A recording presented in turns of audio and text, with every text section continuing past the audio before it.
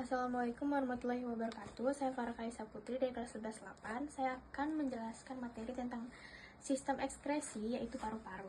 Paru-paru adalah organ vital yang berfungsi sebagai pusat pernafasan pada manusia.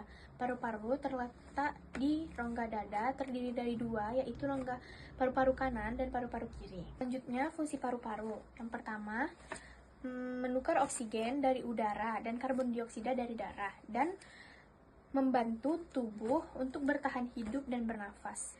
Kegunaan paru-paru yaitu yang pertama pertukaran oksigen, yang kedua ada menjaga keseimbangan pH rendah, yang terakhir ada melindungi tubuh dari infeksi. Selanjutnya yaitu gangguan paru-paru. Gangguan paru-paru dapat juga menyebabkan menurunnya aliran oksigen ke seluruh tubuh dan meningkatkan resiko terkena penyakit paru-paru seperti asma, bronkitis, TBC, paru-paru bocor, dan lain-lainnya. Saya akan menjelaskan cara kerja paru-paru.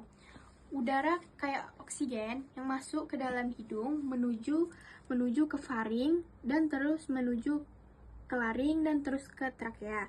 Dari trakea, udara menyebar ke bronkus dan bronkiolus dan menuju alveolus yang terdapat dalam paru-paru. Disitulah terjadi tempat pertukaran oksigen dan karbon dioksida pada pembuluh kapiler. Oksigen akan masuk ke dalam kapiler, kemudian bercampur dengan sel darah menuju ke dalam jantung dan disebar ke seluruh tubuh. Secara bersamaan, karbon dioksida akan keluar dari kapiler, terdorong ke alveolus, bronkus, trakea, laring, dan faring, kemudian keluar lagi dari hidung. Sekian materi yang dapat saya sampaikan. Mohon maaf bila ada salah kata. Sekian dari saya. Wassalamualaikum warahmatullahi wabarakatuh. Assalamualaikum warahmatullahi wabarakatuh. Saya Farah Kaisa Putri dari kelas 11-8. Saya akan menjelaskan sistem koordinasi. Sistem koordinasi adalah sistem dalam tubuh makhluk hidup yang bekerja untuk mengatur dan mengkoordinasikan dan mengendalikan berbagai aktivitas organ tubuh agar dapat bekerja secara harmonis. Contohnya, ketika mata saya terkena matahari, indera pertama yang terlibat yang pastinya itu mata. Sistem sarafnya yaitu mata mengirimkan sinyal ke otak, dan responnya yaitu mata memerintahkan otot di sekitar mata untuk mensipitkan pupil. Jadi, cahaya yang masuk ke mata dikurangi agar tidak menyilaukan. Jadi, sekian materi yang dapat saya sampaikan. Maaf bila ada salah kata atau materinya kurang, saya minta maaf. Wassalamualaikum warahmatullahi wabarakatuh. Assalamualaikum warahmatullahi wabarakatuh. Saya Farah Kaisa dari kelas 11-8. Saya akan menjelaskan materi tentang alat reproduksi pada wanita.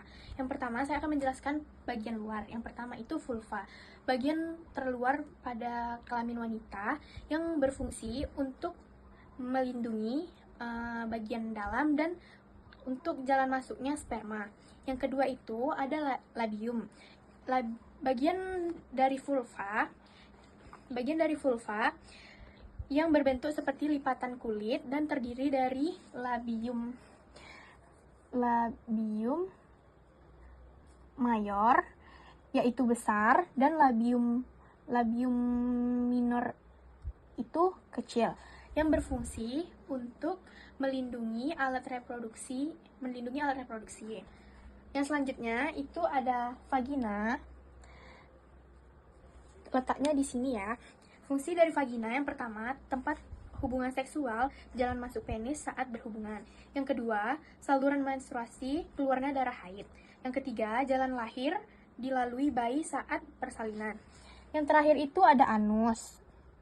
Anus terletak di sini yang berfungsi: satu, tempat keluarnya feses, mengeluarkan sisa makanan dari tubuh. Yang kedua, mengontrol buang air besar, sphincter anus, mengatur kapan feses dikeluarkan. Yang ketiga, bagian akhir sistem pencernaan, menyelesaikan proses pencernaan.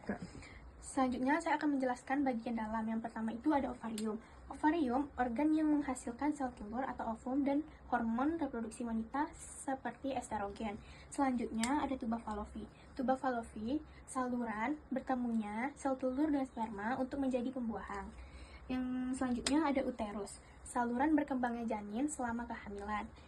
Yang terakhir ada serviks. Serviks menjadi saluran penghubung antara rahim dan vagina. Sekian materi yang saya sampaikan. Apabila ada salah kata, saya mohon maaf. Sekian dari saya. Wassalamualaikum warahmatullahi wabarakatuh.